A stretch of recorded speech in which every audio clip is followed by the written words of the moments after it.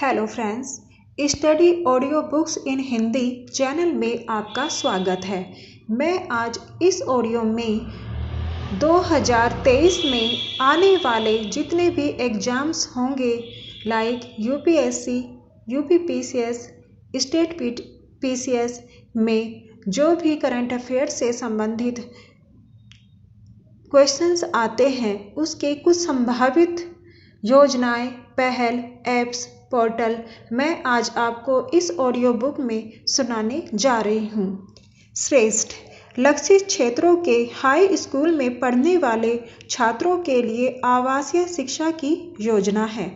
इसमें सीबीएसई से संबद्ध आवासीय विद्यालयों में मेधावी अनुसूचित जाति के छात्रों के लिए उच्च गुणवत्ता की शिक्षा प्रदान करने के लिए डॉक्टर वीरेंद्र कुमार द्वारा शुरू की गई है। सामाजिक न्याय और अधिकारिता विभाग छात्रों के 12वीं कक्षा पूरी करने तक स्कूल की फीस और छात्रावास शुल्क का पूरा खर्च वहन करेगा। इस योजना के अंतर्गत ये सारी बातें हैं जिसका नाम है श्रेष्ठ लक्षित क्षेत्रों के हाई स्कूल में पढ़ने वाले छात्रों के लिए आवासीय शिक्षा की योजना है। फ्रेंड्स, इसको याद रखिएगा। अब बात करते हैं नमस्ते योजना, जो कि संबंधित है आवास और शहरी मामलों के मंत्रालय और सामाजिक न्याय और अधिकारिता मंत्रालय ने संयुक्त रूप से मशीनीकृत स्वच्छता इकोसिस्टम के लिए राष्ट्रीय योजना नमस्ते शुरू की। इसे व्यावसायिक सुरक्षा गियर और मशीनों तक पहुंच, कुशल मजदूरी के अवसरों और निरंतर क्षमता निर्माण में सुधार के लिए लॉन्च किया गया है। यह सीवर, सेप्टिक टैंक श्रमिकों, कौशल सफाई मित्र के आश्रितों के लिए उद्यमिता कार्यक्रम और स्वच्छता से संबंधित वाहनों और उपकरणों के लिए सब्सिडी प्रदान करने पर ध्यान केंद्रित करेगा। फ्रेंड्स, इसको याद रखिए, इसका जो मंत्रालय है आवास और शहरी मामलों के मंत्रालय और सामाजिक न्याय और अधिकारिता मंत्रालय के संयुक्त रूप से यह पहल की गई है। अब बात करते हैं इस पार कार्यक्रम की। CCRAS ने मान्यता प्राप्त आयुर्वेद कॉलेजों में पढ़ने वाले छात्रों के लिए स्पार्क कार्यक्रम शुरू किया। फ्रेंड्स, याद रखें, यह कार्यक्रम CCRAS ने शुरू किया है। केंद्रीय आयुर्वेदिक विज्ञान अनुसंधान परिषद CCRAS ने आयुर्वेद का अध्ययन करने वाले छात्रों की सहायता के लिए studentship program for Ayurveda research Ken SPARK कार्यक्रम विकसित किया है। यह पहल मान्यता प्राप्त आयुर्वेद कॉलेजों में पढ़ने वाले छात्रों के शोध प्रयासों का समर्थन करेगी। अब बात करते हैं समुद्रयान मिशन। समुद्रयान मिशन का उद्देश्य एक स्वचालित मानवयुक्त पनडुब्बी विकसित करना है जो 3 लोगों को समुद्र में 6000 मीटर की गहराई तक ले जा सके। यह गहरे समुद्र में मानव रेटेड वाहनों को विकसित करने की क्षमता में भी सुधार करेगा। इसकी अनुमानित समयावधि 2020-21 से 2025-26 की अवधि के लिए 5 वर्ष है। याद रखें फ्रेंड्स। अब बात करते हैं जो कि शक्ति नीति। शक्ति नीति जो है, ऊर्जा मंत्रालय ने शक्ति स्कीम टू हार्नेस एंड अलोटेट कोयला ट्रांसपेरेंटली इन इंडिया नीति के तहत 5 साल में 4500 मेगावाट बिजली खरीदने की योजना शुरू की। इसके लिए power finance corporation consulting limited को नोडल एजेंसी नियुक्त किया गया है। फ्रेंड्स, याद रखिए, रूफटॉप सोलर योजना, ये सभी संभावित क्वेश्चंस हैं जो कि आने वाले एग्जाम्स में बहुत फायदा करेंगे। सरकार ने रूफटॉप सोलर योजना को मार्च 2026 तक बढ़ा दिया है। फ्रेंड्स, याद रखें, रूफटॉप सोलर योजना 2026 तक बढ़ा दी गई है। कोई भी उपभोक्ता जो देश के किसी भी हिस्से से रूफटॉप सोलर स्थापित करना चाहता है वह आवेदन कर सकता है और पूरी प्रक्रिया को राष्ट्रीय पोर्टल पर ट्रैक कर सकता है। योजना के तहत सरकार ने इसमें सब्सिडी देने की घोषणा भी की है। नमामि गंगे, जिसका बहुत ही महत्वपूर्ण योजना है केंद्र सरकार की। संयुक्त राष्ट्र यूएन ने पवित्र नदी गंगा को फिर से जीवंत करने के लिए भारत की नमामि गंगे पहल को प्राकृतिक दुनिया को पुनर्जीवित करने के लिए दुनिया की शीर्ष 10 बहाली प्रमुख पहलों में से एक के रूप में मान्यता दी है। फ्रेंड्स, याद रखें, संयुक्त राष्ट्र यूएन ने हमारी गंगा नदी को मान्यता दी है। सरकार ने गंगा बेसिन में सीवरेज इंफ्रास्ट्रक्चर विकसित करने के लिए 2700 करोड़ रुपए की परियोजनाओं को मंजूरी दी। स्वीकृत परियोजनाओं में से 12 यूपी, बिहार, झारखंड और पश्चिम बंगाल के लिए है। अब बात करते हैं महत्वपूर्ण योजना सुजलम 2.0 अभियान। जल शक्ति मंत्री गजेंद्र शेखावत द्वारा धूसर जल प्रबंधन ग्रे वाटर प्रबंधन के लिए विश्व जल दिवस 2022 पर शुरू किया गया सुजलम 1.0 अभियान अगस्त 2021 में शुरू किया गया था। धूसर जल grey water bathroom, sink, shower, tub और वॉशिंग मशीन से उत्पन्न स्वच्छ पानी है। अब बात करते हैं जागृति शुभंकर, जो कि बहुत ही महत्वपूर्ण है आने वाले एग्जाम्स के लिए। उपभोक्ताओं को सशक्त बनाने और उनके अधिकारों के बारे में जागरूकता बढ़ाने के लिए उपभोक्ता मामलों के विभाग ने जागृति शुभंकर लॉन्च किया है। जागृति शुभंकर को सभी मीडिया अभियानों में जागो ग्राहक जागो टैगलाइन के साथ प्रदर्शित किया जाएगा।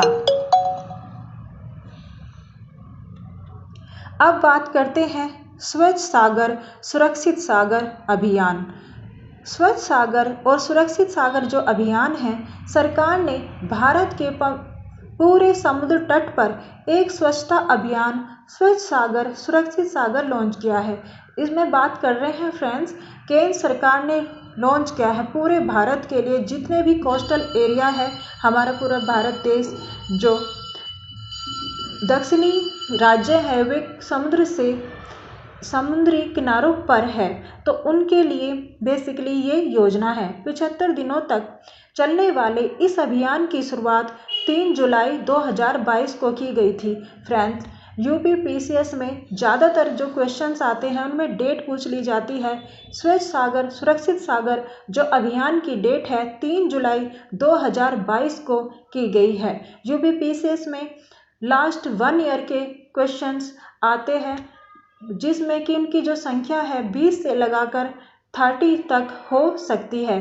किसी साल में 20, कभी 22, 25, 28, 30 इतने तक रहती है। 150 क्वेश्चंस आते हैं पीटी में। अब बात करते हैं स्वच्छ सागर सुरक्षित सागर अभियान की। मैंने इसलिए बात की क्योंकि जो अभियान है की डेट पूछ ली जाती है। इस अभियान की डेट याद रखें, 3 जुलाई 2022 को। यह अभियान समुद्री कूड़े, प्लास्टिक के न्यूनतम उपयोग, स्रोत पर ही पृथक्करण और अपशिष्ट प्रबंधन के बारे में जागरूकता पैदा करेगा। अब ये भी क्वेश्चन आ जाता है, ये जो अभियान है किस चीज़ से संबंधित है, तो जो मैं इनकी व्याख्या करते जा रही हूँ आप इन्हें याद रखें। यह तटीय सफाई अभियान 75 समुद्र तटों पर चलाया गया और 17 सितंबर 2022 को अंतर्राष्ट्रीय तटीय अभियान दिवस पर समाप्त हुआ। याद रखें, अंतर्राष्ट्रीय तटीय सफाई दिवस 27 सितंबर को मनाया जाता है। यह दुनिया में अपनी तरह का पहला सबसे लंबा तटीय सफाई अभियान था। अब बात करते हैं हर घर तिरंगा अभियान और ध्वज संहिता 2022। बहुत ही महत्वपूर्ण ये टॉपिक है। हर घर तिरंगा 75वें स्वतंत्रता दिवस के उपलक्ष्य में देशवासियों को घर पर राष्ट्रीय ध्वज फहराने के लिए प्रेरित करने के लिए एक राष्ट्रव्यापी अभियान है। आज़ादी का अमृत महोत्सव के तत्वाधान में यह पहल की गई है। हर घर तिरंगा अभियान 13 से 15 अगस्त तक मनाया गया। सरकार ने भारतीय ध्वज संहिता 2002 में संशोधन किया है ताकि तिरंगों को खुले में और अलग अलग घरों या इमारतों पर दिन रात प्रदर्शित किया जा सके। इससे पहले तिरंगों को सूर्योदय से सूर्यास्त तक फहराने की अनुमति थी, चाहे मौसम कुछ भी हो। अब बात करते हैं बहुत ही महत्वपूर्ण आश्वासन अभियान। आश्वासन अभियान के तहत सरकार ने टीबी के लिए 68,000 से अधिक गाँव में 1 करोड़ से अधिक लोगों को घर घर जांच की। आश्वासन अभियान जनवरी में नंदुरबार जिले में शुरू किया गया। याद रखें, जो आश्वासन अभियान है ये टीबी से संबंधित है और यह नंदुरबार जिले में शुरू किया गया जनवरी में। अभियान का मुख्य उद्देश्य भारत के 174 आदिवासी जिलों में टीबी के सक्रिय मामलों का पता लगाना है। राष्ट्रपति द्रौपदी मुर्मू ने 9 सितंबर को प्रधानमंत्री टीबी मुक्त भारत अभियान की शुरुआत की। कब की थी फ्रेंड? 9 सितंबर 2022 को। प्रधानमंत्री टीबी मुक्त भारत अभियान का उद्देश्य 2025 तक भारत से टीबी को खत्म करना है। अब बात करते हैं 1 वीक 1 लैब थीम। अभियान CSR प्रयोगशालाओं संस्थानों में तकनीकी सफलता और नवाचारों को प्रदर्शित करने के लिए शुरू किया गया है। अब बात बहुत ही महत्वपूर्ण काशी तमिल संगमम। इसका आयोजन 16 नवंबर से वाराणसी और तमिलनाडु के बीच ज्ञान के सदियों पुराने बंधन और प्राचीन सभ्यतागत जुड़ाव को फिर से खोजने के लिए किया गया था। याद रखिए फ्रेंड्स, काशी तमिल संगम बहुत ही महत्वपूर्ण है। अब बात करते हैं निवेशक दीदी पहल। इंडिया पोस्ट पेमेंट बैंक ने निदेशक शिक्षा और संरक्षण विधि प्राधिकरण के सहयोग से वित्तीय साक्षरता अभियान को आगे ले जाने के लिए यह पहल शुरू की, जिसका नाम है निवेशक दीदी पहल। बहुत ही महत्वपूर्ण है। अब बात करते हैं आशा ऐप। इसे पहले NDHM हेल्थ रिकॉर्ड्स ऐप के नाम से जाना जाता था। यह उपभोक्ताओं को शारीरिक स्वास्थ्य रिकॉर्ड के स्वयं अपलोड करने और डिजिटल स्वास्थ्य रिकॉर्ड साझा करने की अनुमति देता है। अब बहुत ही महत्वपूर्ण शस्त्र ऐप। केंद्रीय मंत्री अमित शाह ने फरवरी 2022 में ऐप लॉन्च किया। फ्रेंड्स, ये थोड़ी 2022 का जो करंट अफेयर्स में इसमें शामिल कर रही हूँ। इसका ये उद्देश्य है, कभी कभी 1 ईयर बैक जाकर क्वेश्चंस पूछ लिए जाते हैं और ये बहुत ही महत्वपूर्ण टॉपिक है जिनके बारे में मैं आपको ऑडियो फॉर्म के रूप में सुना रही हूँ। दीक्षा ऐप बहुत ही महत्वपूर्ण। सरकार ने 25 जुलाई को दीक्षा से जुड़े ताज़ा आंकड़े जारी किया। दीक्षा, जिसकी फुल फॉर्म है digital infrastructure for knowledge sharing, में 33 भाषाओं में कक्षा 1 से लगाकर 12 के लिए QR कोडेड पाठ्य पुस्तकें और विशिष्ट ई सामग्री है। अब बात करते हैं मंथन प्लेटफॉर्म। सरकार के प्रधान वैधानिक सलाहकार ने मंथन प्लेटफॉर्म के लॉन्च की घोषणा की। यह प्लेटफॉर्म ज्ञान हस्तांतरण और आदान प्रदान, शस्त्रों प्रदर्शनी और कार्यक्रमों के माध्यम से बातचीत की सुविधा देगा।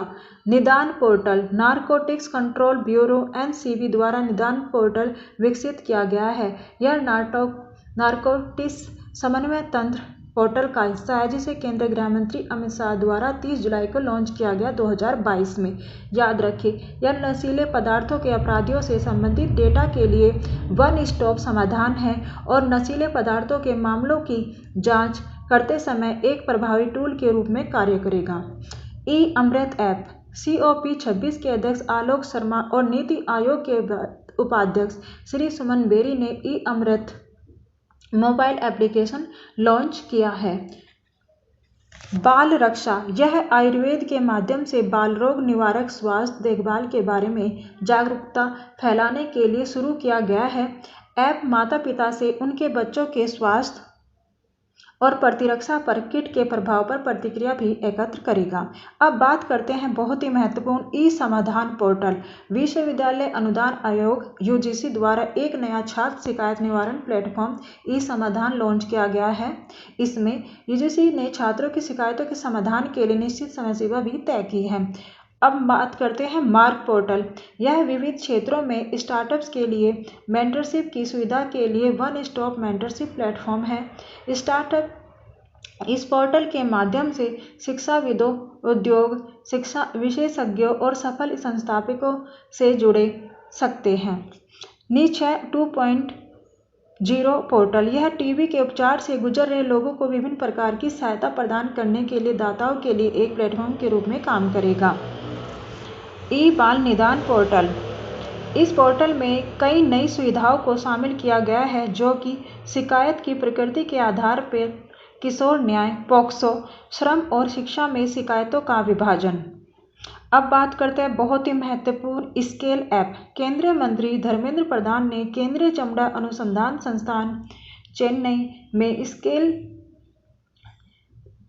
Certification assessment for leather employees app launch किया। यह चमड़ा उद्योग के कौशल, विद्या, मूल्यांकन और रोजगार की जरूरतों के लिए वन स्टॉप समाधान है। स्केल ऐप को लेदर स्किल सेक्टर काउंसिल द्वारा विकसित किया गया है। फ्रेंड्स, आप इन सबको ऑडियो फॉर्म में सुने और याद रखें। ये 2023 में होने वाली जो भी कंपटीशन एग्जाम है उनके लिए संभावित प्रश्नों की सीरीज है। ओके फ्रेंड्स, अगर आपको मेरी ऑडियो से सुनना अच्छा लग रहा है तो चैनल को सब्सक्राइब करें। थैंक यू फ्रेंड्स, मिलते हैं अगली वीडियो में। बाय, टेक केयर, अपना ख्याल रखें।